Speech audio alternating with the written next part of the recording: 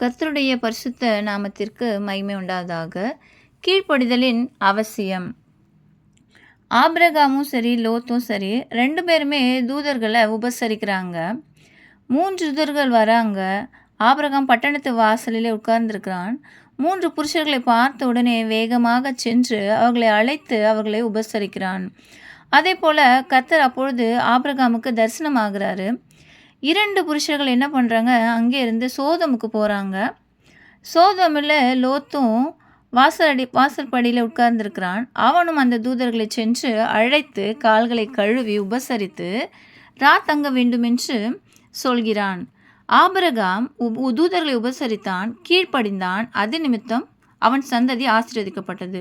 லோத்துவோ தூதர்களை உபசரித்தான், ஆனாலும் கீழ்ப்படியவில்லை. தூதர்கள் சொல்கிறாங்க, சோதம் குமாரவை அழிக்க போகிறோம், நீயும் உனக்கு வேண்டியவர்களும் இந்த இடத்த விட்டு போங்க அப்படின்னு சொல்கிறாங்க. அப்பொழுது லோத்து போயிட்டு தன் வருங்கால மருமகன்மார்களை அழைப்பிக்கிறான். அவர்களோ பரியாசம் பண்ணுகிறார்கள். அப்பொழுது லோத்து யோசனையிலே தாமதிக்கிறான். அப்போது தேவனுடைய தூதர்கள் சொல்கிறாங்க, இல்லை நீ உடனே கிளம்பு, கடவுள் இந்த சோதம் குமாராவை அழிக்க போகிறாரு என்று சொல்லி லோத்துவின் கையை பிடித்து இழுத்து அவன் குடும்பத்தையும் சேர்த்து உடனே நீங்கள் மலைக்கு ஓடி போங்க அப்படின்னு சொல்கிறாங்க. ஆனால் லோத்துவோ தாமதிக்கிறான். அவன் சொல்கிறான், என்னால் மலைக்கு ஓடி போக முடியாது, ரொம்ப கஷ்டமாக இருக்கும் அப்படின்னு. அவன் கீழ்ப்படியாமையினாலே அந்த வார்த்தை தன்னுடைய சுய சிந்தனையினாலே வருகிறது.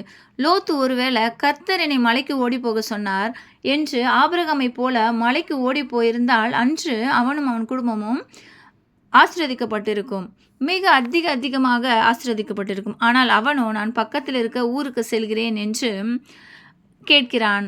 அதற்கும் கடவுள் லோத்து மேலே இரக்கம் காட்டி, சரி நீ போ, நீ அங்கு போய் சேரும் மட்டும் நான் இந்த தேசத்தை அழிக்க மாட்டேன் என்று சொல்லி திரும்பி பார்க்காமல் போ என்று சொல்கிறாள்.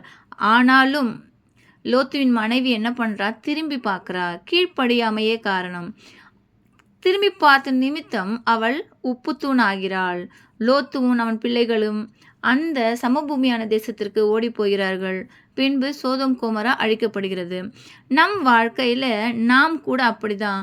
தேவதூதர்களை உபசரிக்கிறோம், கர்த்தரோடு வாழுறோம், ஆனால் கீழ்ப்படிகிறது மட்டும் செய்யப்படுறது இல்லை.